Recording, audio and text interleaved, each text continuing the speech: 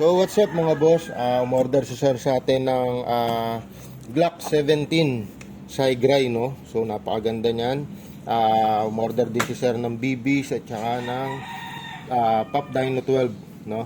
So itong unit natin is upper yung kanya, yung upper receiver niya is metal, then lower frame is polymer, no?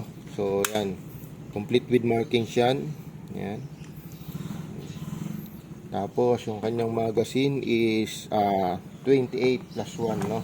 So bago natin i-test fire o i-chrono check, sprayan natin ng lube yung unit.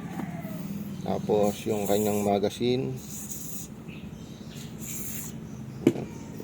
Tapos pull down, make sure na umabot ka dun sa dulo.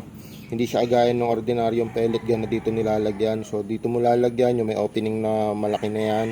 And make sure na naka-hold ka dyan dahil pag pumitik yan, pwedeng masira tong maglip mo. So pwede kang gumamit ng BB loader.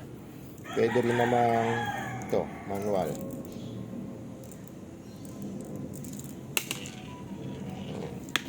Lahat ng bala na nalaglag o nagamit na, hindi mo na pwedeng i-recycle yan, no?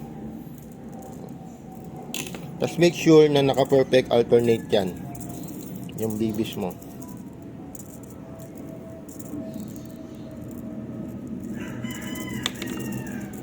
Tapos tayo.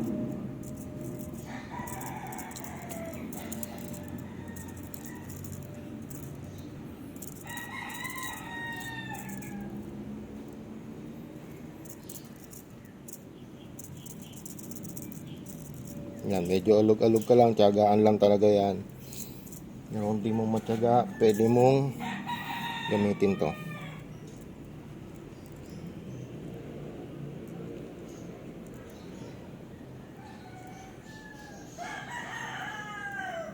So make sure na naka-perfect alternate, no?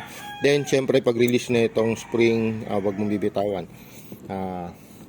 Sa gas naman 8 seconds. Tilt down mo, make sure na naka-shoot yung nozzle, and 8 seconds. 1 2 3 4 5 6 7 8 seconds. Now, chrono check natin yung unit, no? Make sure na pag pinasok mo yung magazine, may clicking sounds. Yan. Syempre, trigger finger out lagi. Sa natin, chrono check natin sa 0.20 BBs. So, firing 331 FPS. So, lakas, no? Yan. So, lakas ng unit ni sir, no? Congrats sa'yo. Yan. Ngayon, test fire natin. Double tap.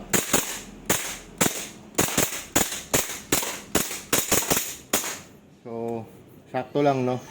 Nawalan siya ng gas, nawalan siya ng BB. So, nag-open slide na siya, ibig sabihin wala na siyang bala. Ngayon, wala nang bala, always remove the magazine. Slide down, syempre, always trigger down. So, okay na okay yung unit mo, bossing, no? Maraming salamat sa pag-order. I-book natin ang lalamove ngayon. Maraming salamat po.